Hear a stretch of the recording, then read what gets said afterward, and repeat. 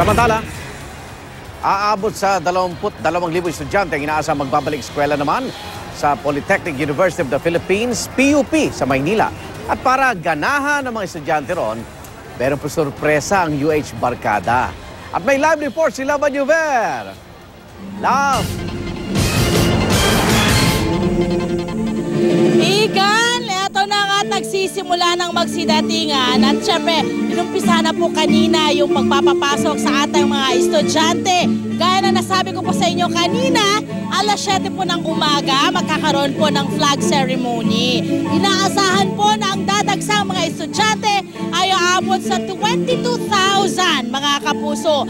Ang PUP po or Polytechnic University of the Philippines ay isa po sa pinakamalaking universidad or state university sa Pilipinas at meron raw pong humabol pa yung mga gustong mag-enroll. Igan, nako! I'm sure matutuwa yung ating mga kapuso sa paglalaman nila kung magkano per unit yung pong binabayaran ng mga estudyante rito. Kaya naman po talaga ng mga marami ang nagagawang makapasok sa universidad na ito. 12 pesos po per unit ang matrikula o yung binabayaran ng ating mga estudyante. Yun po, ganun ka mura mga kapuso. Sa ngayon, ang tumutugtog po mga kapuso ay ang Harana Strings or PUP Harana Strings Company na meron naman pong umiindayog ng mga folk dance. Yan naman po ay mula sa Maharlika Dance Troupe. Yan po ay sa loob ng universidad, mga grupo ito sa loob ng universidad, mga college students din po ang mga tumutugtog at sumasayaw rito mga kapuso.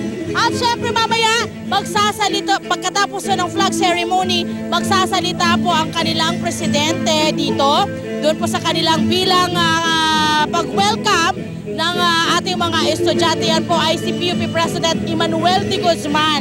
Mamaya po yan. At kung sa seguridad lang naman mga kapuso, meron pong 100 kapulisan or 100 pulis ang nakapalibot po sa universidad para masiguro po yung security na.